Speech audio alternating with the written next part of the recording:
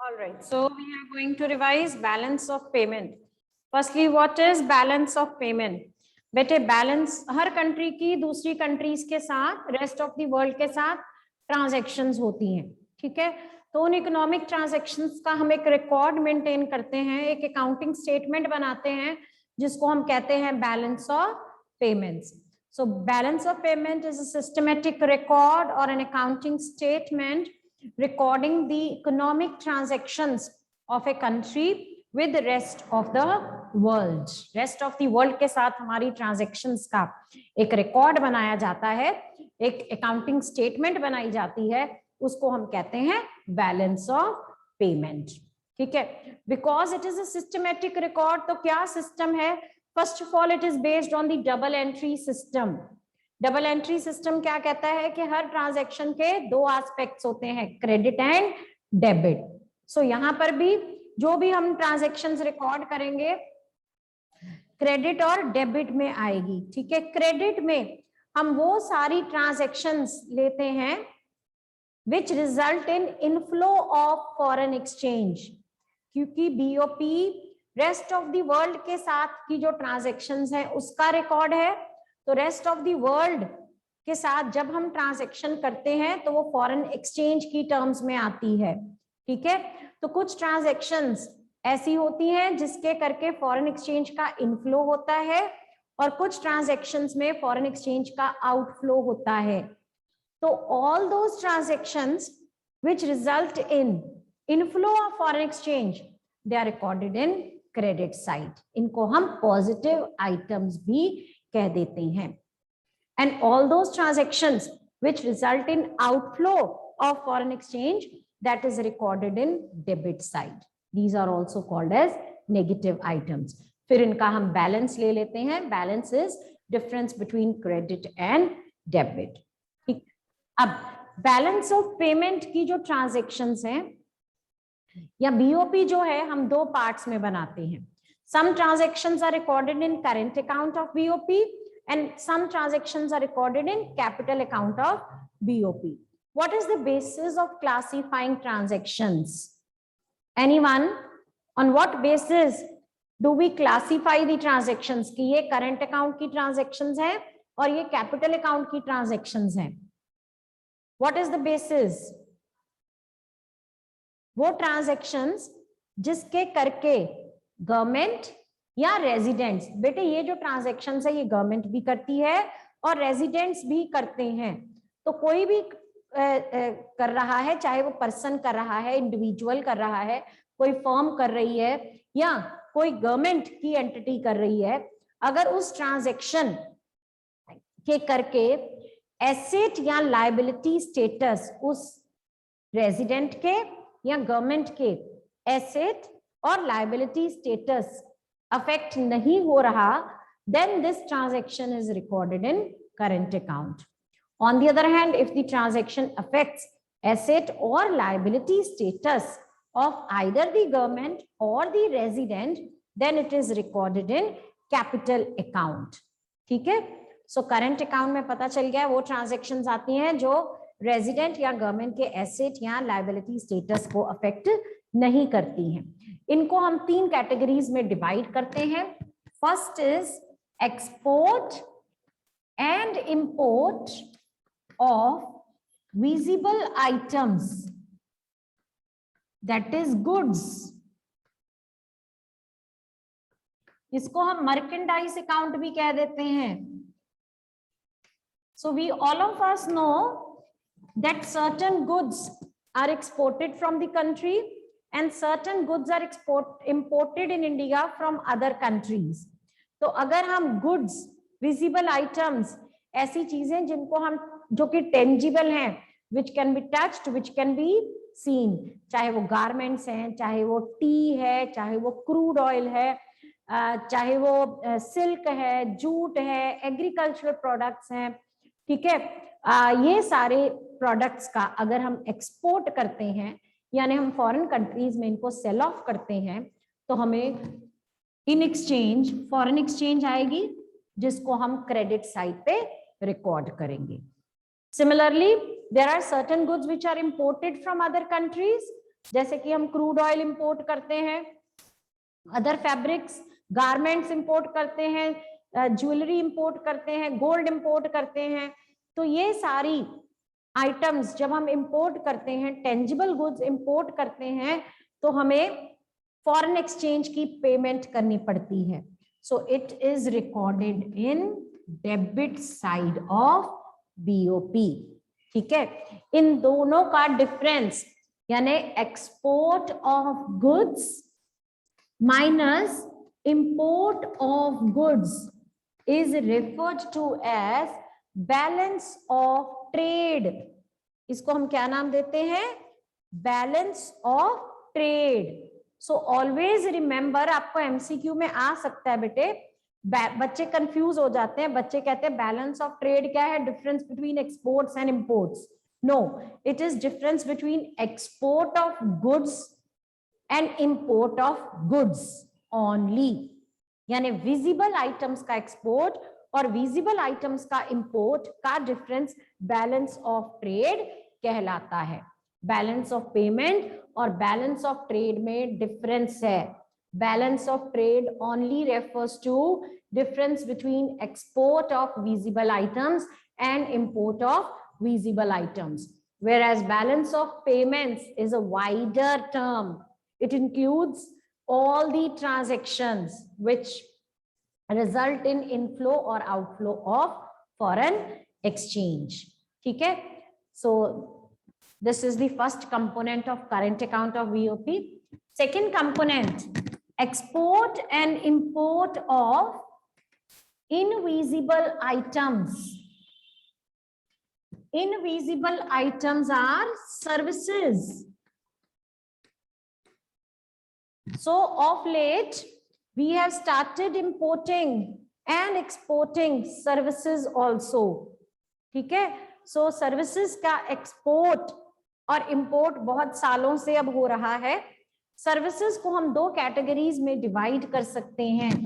One, factor services, factors of production, land, labour, capital, entrepreneur. So अगर landlord, मैं एक landlord हूं और मेरा रेंट यूके, लैंड यूके में है और वहां पर मैंने रेंट पे दिया हुआ है, ठीक है, तो ये मेरी फैक्टर सर्विस है, उसका मेरे को रिवॉर्ड आएगा रेंट। या किसी यूके फर्म ने इंडिया में आकर अपना एंटरप्राइज सेटअप किया हुआ है, ठीक है, तो उसको, उसने यहाँ का लैंड लिया हुआ है, उसके ऊपर वो रेंट हमें पे करेगा, right. So this is factor services. यहाँ कोई लेबर की सर्विसेज है, कोई भी लेबर अपनी जाकर वहां पे, लेबर का मतलब बेटे आपको पता है इकोनॉमिक्स में लेबर का मीनिंग जो है that is not only manual labour, a teacher, a clerk, a banker, even an intellectual, कोई इंजीनियर, कोई भी है, वो सब लेबर आते हैं, ठीक है। So just a minute, okay, so let's continue. Factor services, like I told you के कोई भी लेबर अपनी सर्विसेज देता है, like I am a teacher, I am delivering lecture to UK students, so I will be exporting my service and in return I will be getting foreign exchange which will be recorded in credit side, ठीक है। ये होती है factor services. इसके अलावा non factor services, non factor services में आती हैं services like banking, shipping, insurance, ठीक है। तो कोई भी सर्विस हो, चाहे वो फैक्टर हो चाहे वो नॉन फैक्टर सर्विसेज हो, जब हम उसको एक्सपोर्ट करते हैं it results in inflow of foreign exchange, so it will be recorded in credit side। और अगर हम इसका import करते हैं तो it will result in outflow of foreign exchange and will be recorded in debit side। इन दोनों का difference यानी export of invisible items minus import of invisible items is known as balance of invisible trade. क्या नाम देंगे इसको? Balance of invisible trade, ठीक है। Third component जो है वो करंट अकाउंट का, that is unilateral transfers. Unilateral transfers, unilateral का मतलब है वन साइडेड। तो ये जितनी भी ट्रांजैक्शंस थी ये टू साइडेड थी। टू साइडेड मतलब हम गुड्स दे रहे हैं, हमें पेमेंट आ रही है, फॉरेन एक्सचेंज आ रही है, ठीक है, गिव एंड टेक था। लेकिन unilateral transfers one sided payments होती हैं या रिसीट्स होती हैं, ठीक है, दे आर आइदर रिसीव्ड और दे आर पेड, उसके बदले इन रिटर्न आपको कुछ नहीं मिलता, ये वन साइडेड होती हैं। Like gifts, grants, donations. WHO ने ग्रांट दी इंडिया को कोविड पेशेंट्स को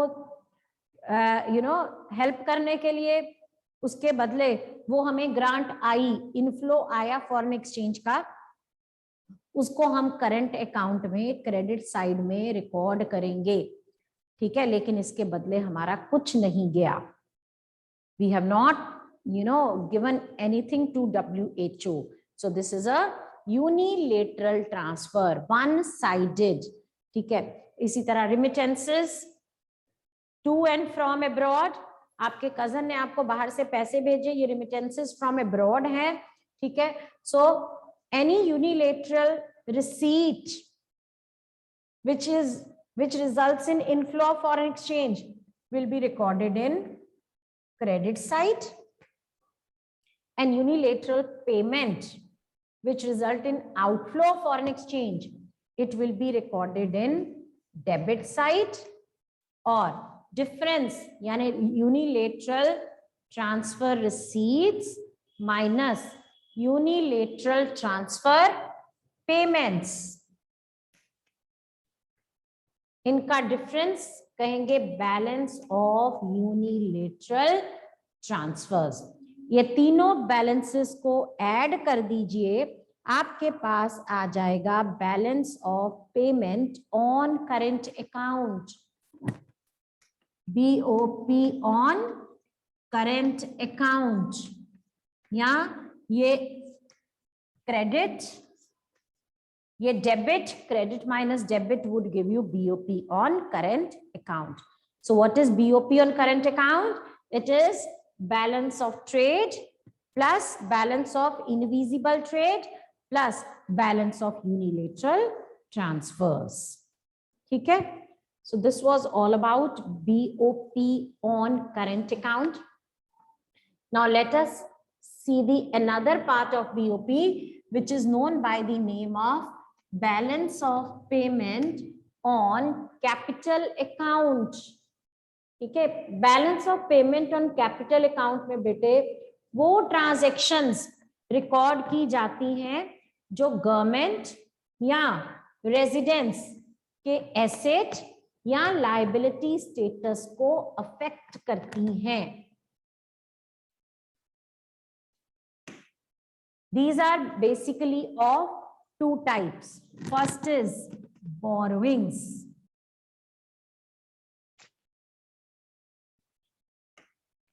बोरोइंग्स को भी हम दो कैटेगरीज में डिवाइड करते हैं, एक जो प्राइवेट सेक्टर लेता है, दूसरा जो गवर्नमेंट लेती है। तो प्राइवेट सेक्टर की जो बोरोइंग्स हैं, we give it a name of external commercial borrowings, external commercial borrowings. So private sector profit earn करने के लिए, अपना बिजनेस रन करने के लिए रेस्ट ऑफ द वर्ल्ड से बोरो करता है। Supposing I have a company in India, I want to open up its branch in US, ठीक है, तो मैं कहती हूँ मैं इंडिया से क्या फिर बोरोइंग्स, मुझे फंड्स की जरूरत है, तो उसके लिए मेरे को बोरो करना पड़ेगा।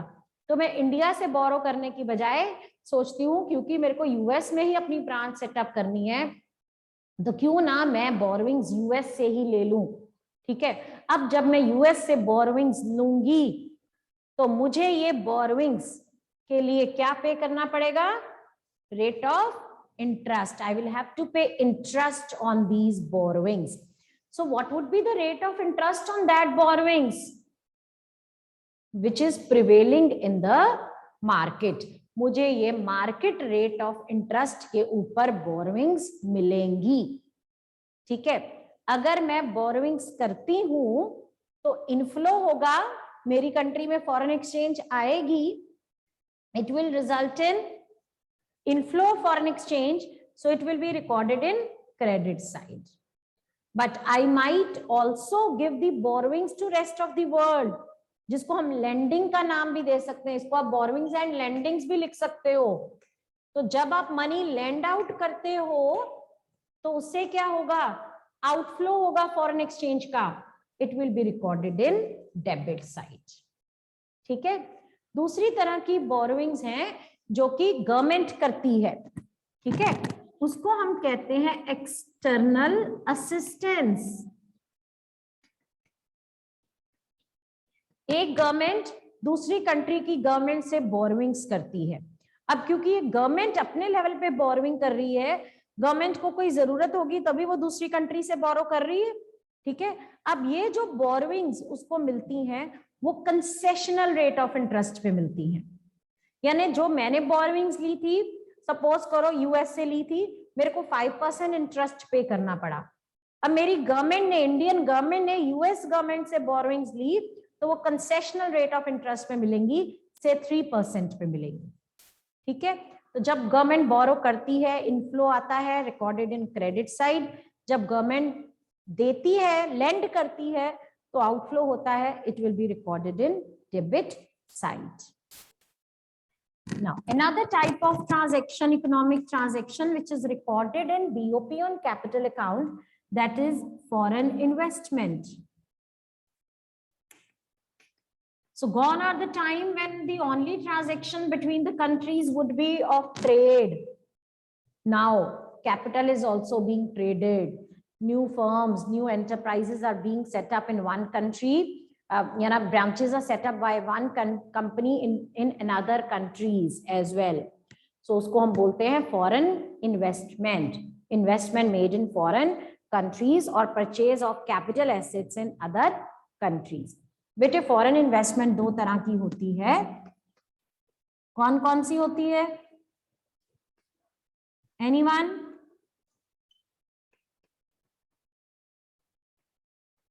One is foreign direct investment, FDI, and second is portfolio investment or FII, foreign institutional investment. Foreign investment, मैंने फॉरेन कंट्री में इन्वेस्टमेंट की एफडीआई की फॉर्म में, इसका मतलब मैंने फॉरेन कंट्री में कोई कैपिटल एसेट परचेज किया, मैं उसकी ओनर बन गई। अब उस कैपिटल एसेट के ऊपर मेरी ओनरशिप तो है ही है, अगर मेरा कंट्रोल भी है, यानी मैं अपने अकॉर्डिंग ये यहाँ पर प्रोडक्शन कर रही हूं, तो ऐसी इन्वेस्टमेंट को कहा जाता है फॉरेन डायरेक्ट इन्वेस्टमेंट। जब मैं वहां पे कोई ब्रांच सेटअप कर लेती हूँ या मैं कोई फॉरेन कंपनी को खरीद लेती हूँ, वहां पर कंपनी को खरीद लेती हूँ, पूरी की पूरी कंपनी को खरीद लेती हूँ, या अपनी कोई नई ब्रांच सेटअप कर लेती हूँ वहां पे, तो उसको कहा जाता है FDI. In such type of investment ownership as well as control lies in the hands of investor. Ownership और कंट्रोल दोनों ही इन्वेस्टर के हाथ में होते हैं, ठीक है। तो पोर्टफोलियो इन्वेस्टमेंट में फिर क्या होता है? Portfolio investment is such type of investment in which ownership lies in the hands of investor but control is not in the hands of investor. जो कंट्रोल है वो इन्वेस्टर के हाथ में नहीं होता है। फॉर एग्जाम्पल, मैंने फॉरेन कंट्री में जाके कोई नई कंपनी नहीं खरीदी, मैंने किसी ऑलरेडी एग्जिस्टिंग कंपनी के शेयर्स खरीद लिए। अब मैंने जितने परसेंटेज के शेयर, जितने शेयर्स खरीदे उतने परसेंटेज की मैं ओनर तो हूं उस कंपनी की, लेकिन उस कंपनी के ऊपर मेरा कंट्रोल नहीं है, ठीक है। ऐसी इन्वेस्टमेंट को कहा जाता है फॉरेन इंस्टीट्यूशनल इन्वेस्टमेंट, ठीक है, तो मैंने फॉरेन कंपनी नहीं खरीदी, मैंने फॉरेन कंपनी के कुछ शेयर्स खरीदे। तो अगर फॉरेनर्स हमारी कंट्री में आकर इन्वेस्टमेंट करते हैं, चाहे एफडीआई चाहे एफआईआई, उससे इनफ्लो होता है, it is recorded in credit side. और अगर हम इंडियंस फॉरेन कंपनी में जाके इन्वेस्ट करते हैं, उससे आउटफ्लो होता है फॉरेन एक्सचेंज का, that is recorded in debit side. ठीक है, ओके। अब from accounting view point, BOP should always in balance. ठीक है, नाम ही देखो, बैलेंस ऑफ पेमेंट्स, मतलब receipts should be equal to payments. लेकिन यहाँ पे ऐसा तो कुछ नहीं है। सपोज करो करंट अकाउंट में हमारा डेफिसिट था और इसमें भी हमारा डेफिसिट आ रहा है, तो ओवरऑल हमारा बीओपी डेफिसिट में जा रहा है। सपोज करो हमने ये जो ऐड किया, नेट जो हमारा आया, दिस वाज से -200 crore, this is also say -200 crore, और हमारा जो बीओपी ऑन करंट अकाउंट था वो -600 करोड़ था। तो हमारा टोटल जो बैलेंस हो गया वो हो गया -1000 करोड़। अब इस डेफिसिट को हमने कैसे ऑफसेट करना है, how to offset this deficit. अब गवर्नमेंट ऑफ इंडिया ने देखा कि उसके बैलेंस में, बैलेंस ऑफ पेमेंट में 1000 करोड़ का डेफिसिट आ रहा है, यानी जो पेमेंट्स हैं दैट एक्सीड आवर रिसीट्स। तो ये जो डेफिसिट है उसको कहां से ऑफसेट करना है, तो हमारी गवर्नमेंट अप्रोच करेगी आरबीआई को। आरबीआई क्या है? RBI is a custodian of foreign exchange reserves. तो आरबीआई की कस्टडी में बहुत ज्यादा फॉरेन एक्सचेंज रिजर्व्स पड़ी हुई है। तो हमारी गवर्नमेंट आरबीआई को बोलेगी कि 1000 करोड़ के डॉलर जो हैं, ये बेटे हमेशा डॉलर्स में हम करते हैं बीओपी, 1000 रुपए का डेफिसिट नहीं है, ये 1000 करोड़ का डेफिसिट है। ठीक है, 1000 करोड़ डॉलर का डेफिसिट है। तो 1000 करोड़ डॉलर आरबीआई के रिजर्व्स में से विथड्रॉ कर लेगी और गवर्नमेंट ले लेगी। जब गवर्नमेंट के पास आ जाएंगे, ये इनफ्लो हुआ ना फॉरेन एक्सचेंज का, तो गवर्नमेंट उसको कहां पे रिकॉर्ड करेगी? It will be recorded in which side बेटे? क्रेडिट और डेबिट? गवर्नमेंट की रिसीट है 1000 करोड़ डॉलर, जो कि गवर्नमेंट ने कहां से लिए? आरबीआई से लिए। Yes Vanshika, it will be recorded in credit side. So any withdrawal from foreign exchange reserves of RBI will act as a positive credit item in India's BOP.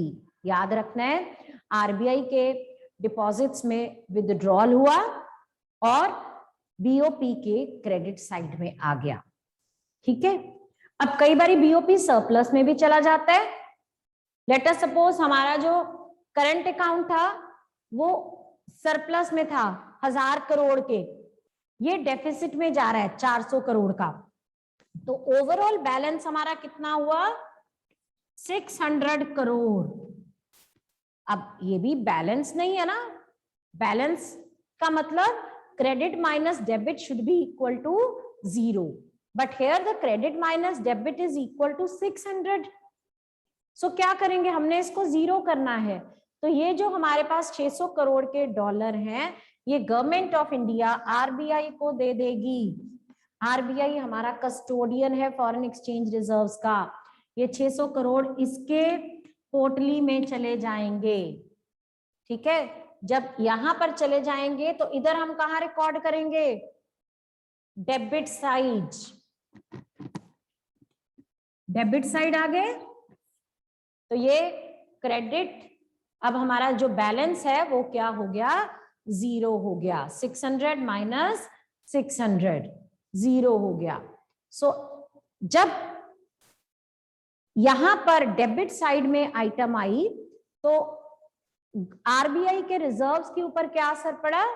RBI के reserves में addition हुई.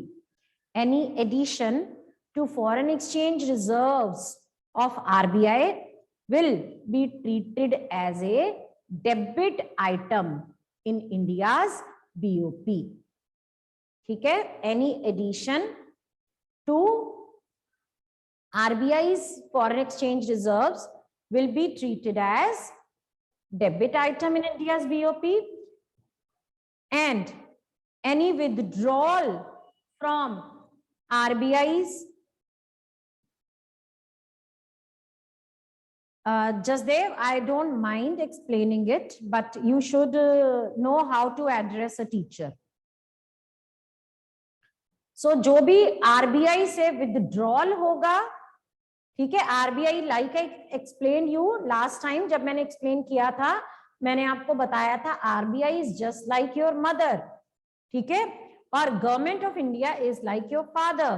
तो अगर father के business में deficit आ रहा है तो आपके फादर आपकी मदर से हेल्प मांग सकते हैं, ठीक है, क्योंकि मदर्स की टेंडेंसी होती है वो अपने लॉकर में हमेशा गोल्ड और रुपए रखते हैं.